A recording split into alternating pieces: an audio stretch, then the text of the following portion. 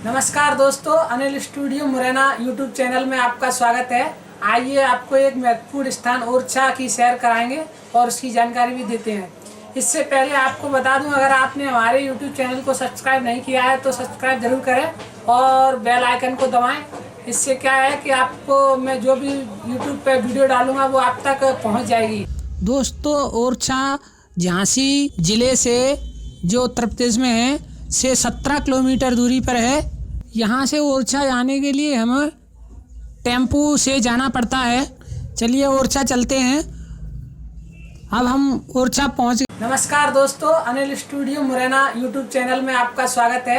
आइए आपको एक महत्वपूर्ण स्थान ओरछा की सैर कराएंगे और उसकी जानकारी भी देते हैं।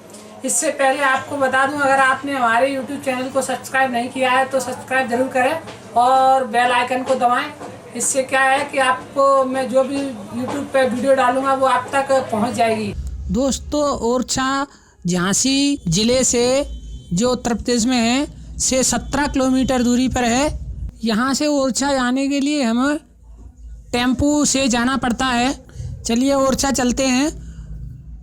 अब हम ओरछा पहुँच गए हैं। ये यहाँ पर जो पत्थर पड़े हुए हैं उन पर सभी पत्थरों पर राम राम लिख दिया गया है, क्योंकि ये ओरछा शहर भगवान राम की राज्य माना जाता है। रामलला ओरछा के राजा रामचंद्र कहे जाते हैं, इसलिए यहाँ सभी पत्थरों पर राम राम लिख दिया गया है। जैसे ही हम ओरछा में प्रवेश करते हैं तो हमको ये प्रथम दरवाज़ा मिलता है, जो बहुत ही प्राचीन काल से बना हुआ है। इसको प्रथम दरवाजे के रूप में कहा जाता है। आइए हम इससे थोड़ा आगे भी चलते हैं।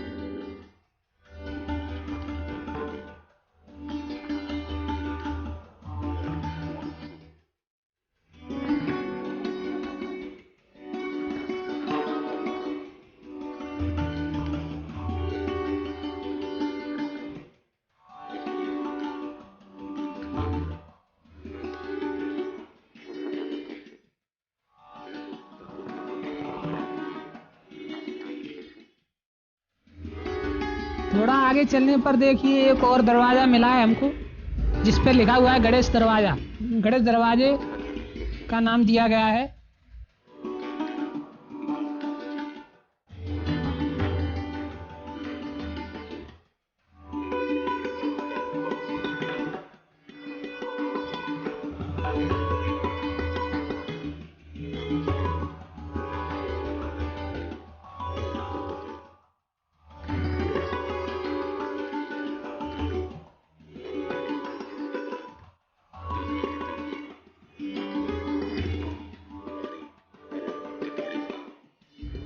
और आगे जाने पर एक और दरवाज़ा मिला है, जिस पे लिखा हुआ है द्वितीय पुराना दरवाज़ा, यानी ये दूसरा दरवाज़ा माना जाता है। और हम ये पहुंच गए हैं ओरछा के चतुर्भुज मंदिर के पास। ये भगवान विष्णु का चतुर्भुज मंदिर है, जो बहुत ही प्राचीन बना हुआ है। यह चतुर्भुज मंदिर महाराजा मधुकर शाह की पत्नी कुंवर गणेश कुमारी ने अपने आराध्य देव राजा राम के मंदिर के लिए इसका निर्माण प्रारंभ करवाया था, लेकिन मुगल आक्रमणों के कारण इसके पूर्ण नहीं हो कर पाए थे। और महारानी ने राजा राम की मूर्ति को अपने ही महल में स्थापित कर दिया था। और इस मंदिर को पूर्ण जो है महाराजा वीर सिंह के शासनकाल में किया गया था। और इस मंदिर की जो नींव है वो बहुत ही ऊंची है और इसकी चोटी भी बहुत ऊंची बनाई गई है। यह रामलला मंदिर के बिल्कुल बगल में बना हुआ है चतुर्भुज मंदिर। इसके चारों तरफ बाजार लगता है, जिसमें पुरानी चीज़ें मिलती हैं, जैसे प्राचीन काल के किस तरह के हम मानेंगे कि आप राम जी की पक्की भक्त हैं। तो इतना सुनकर के महारानी ओरछा छोड़ करके अयोध्या के लिए चली गईं और वहाँ सरयू नदी के किनारे पर बैठकर तपस्या करने लगीं। जब कुछ महीनों के बाद तपस्या करने के बाद भी श्री रामचंद्र जी ने दर्शन नहीं दिए तो उन्होंने सरयू में प्राण त्यागने का निश्चय कर लिया। तो रानी ने सरयू में छलांग लगा दी। तो श्री रामचंद्र जी ने उनको दर्शन दिए और कहा कि आप हमारे अनन्य भक्त हो, मांगिए क्या वरदान मांगना चाहते हैं। तो महारानी ने उन्हें ओरछा चलने का आग्रह किया।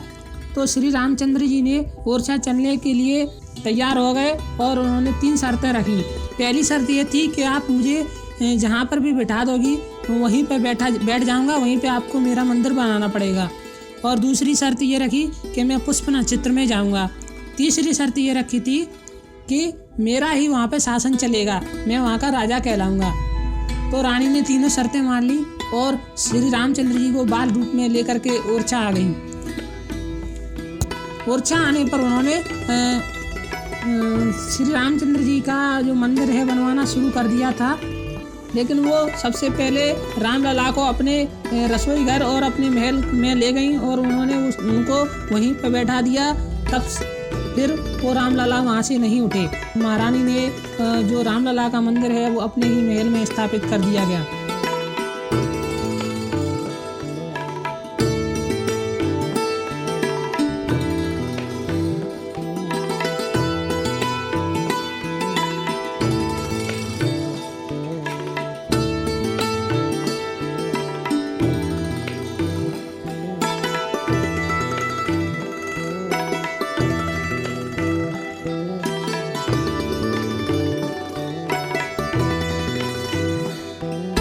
ये रामलला जी का मंदिर है जिसे मधुकर शाह की पत्नी ने अपने ही महल में स्थापित किया गया था।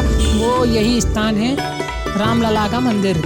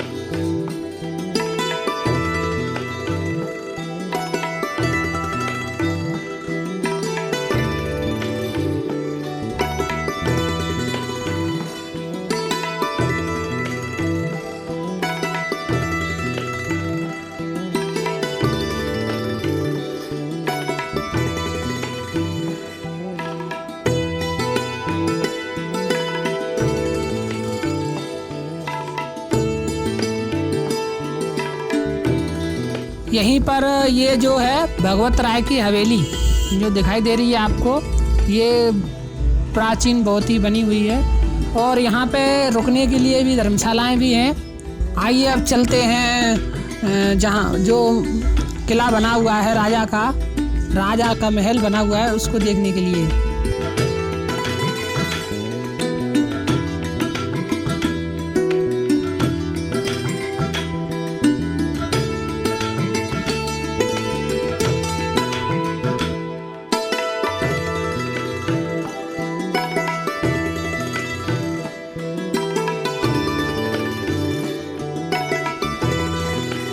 इस किले के अंदर बहुत सारे महल बने हुए हैं, जैसे कि जहांगीर महल, राजा महल, दाऊ जी की कोठी, राय प्रवीण महल, हमाम खाना, ऊँट खाना, तोप खाना और इस तरह के कई जो है महल बने हुए हैं।